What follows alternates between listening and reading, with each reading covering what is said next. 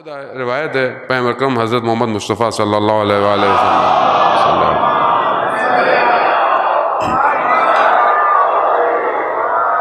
تین خوشبخت آدمی ہے جس کے پاس تین چیزیں ہیں. خوشبختی کی علامت ہیں تین چیزیں، اور تین چیزیں بدبختی کی علامت ہیں. کیا چیز ہے؟ خیر ہے اللہ نے. ایک اچھی بیوی، زوجہ، کہ جو تمہارے پیچھے تمہاری پاک دامنی کی حفاظت کرے، تمہارے مال کی حفاظت کرے اور تمہیں خوشحال رکھے. خوب یہ خوشبختی کی علامت ہے. دوسرا، سواری جو تمہیں تمہاری منزل پر تیزی سے لے کے جائے تاکہ تم پہنچ جاؤ جو تمہارا کام ہے. تیسرا، تمہارا کشادہ گھر کا کشادہ ہونا. خوب روایت میں پیغمبر اکرم صلی اللہ علیہ وسلم آپ زبردستی. اسی طرح تین چیزیں جو سختی کی علامت ہیں، اس میں سے بیوی جو تمہاری امانت کی حفاظت نہ کرے، جس کے وجود سے تمہیں آرام نہ ملے. تمہاری سواری جو کہ کند ہو، سست ہو، کہ بھلا روایت میں ظاہر اس زمانے میں سواریاں تو جانور ہی ہوا کرتی تھیں کہ جس کو مار مار کر تم اپنے دوستوں تک پہنچ نہ پاؤ جو بھی تمہارا کام ہے. اور تیسری چیز، تنگ گھر، کہ جس کے اندر تم سخت زندگی گزارو. عزیزان محترم، مگر اللہ نے اگر دیا ہے تو اس کو بہتر. لیکن ایک شخص امیر باہر سے ہوتا ہے اور ایک شخص ثروت مند اندر سے ہوتا ہے.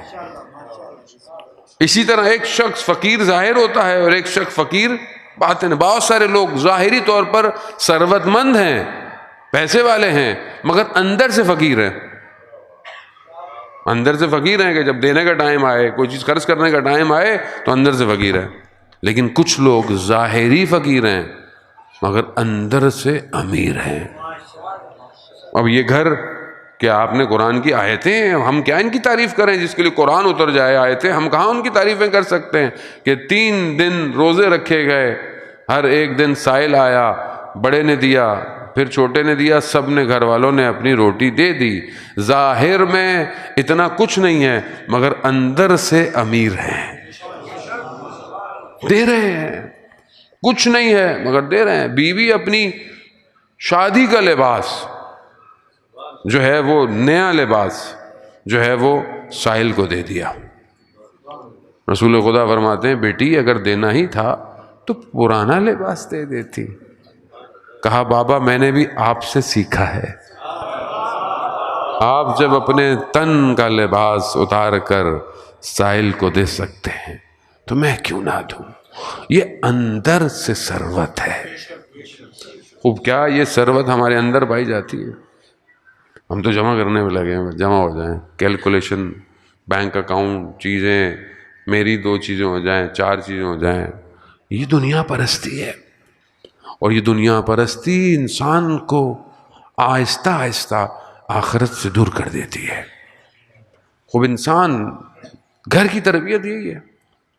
جہاں ماں اپنا چیزیں سائل کو دے جائے تو وہ اولاد کیوں نہ ایسی ہو کہ جہاں آپ روایات میں دیکھیں کہ ان کے در سے کبھی کوئی ہاتھ خالی نہیں جایا. شخص امام حسن مصطفیٰ علیہ السلام کی خدمت میں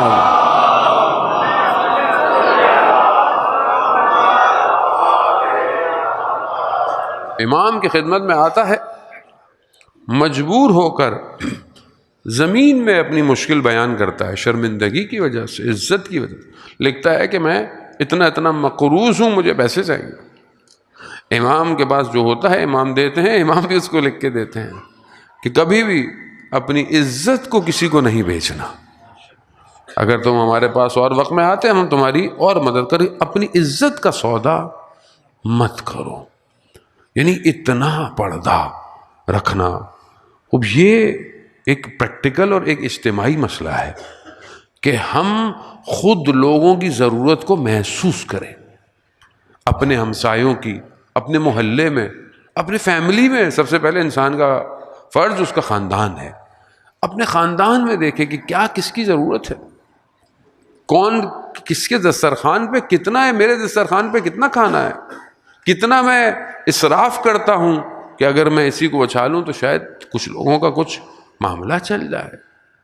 ٹھیلے پہ روز ایک کسی فقیر دیکھتے ہیں بیچارہ چیزیں بیچ رہا ہے، اب کبھی خود اس بیچارے نے نہ کھائی ہوں وہ چیزیں.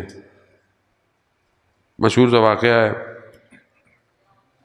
کسی نے خاتون ایک ٹھیلے والے سے پھل خریدتی نیچے، تو وہ اکثر خریدتے وقت جو ہے وہ جب تول لیتی تھی تو اس کو کہتی تھی کہ تمہارے پھل جو ہیں وہ کچھ صحیح نہیں ہیں، میں واپس تمہیں کچھ نکال کے چھوڑ کے جا رہی ہوں، یہ صحیح نہیں دیا تم نے، اور پیسے بھی نہیں لیتی، چلی جاتی تھی۔ تو وہ شخص کہتے یہ کیسی خاتون ہے، یہ صحیح ہوتا ہے پھل مگر تمہارے کیوں چھوڑ کے تمہیں چلی جاتی ہے؟ کہتی ہیں وہ میں جانتا ہوں، وہ چاہتی ہیں کیونکہ میں خود بھی اس پھل سے استفادہ کروں، لیکن میں بھی جان بوجھ کر ایک آدھ پھل زیادہ ان کے تھیلے میں ڈال دیتا ہوں۔ معاشرہ اس طرح چلتا ہے۔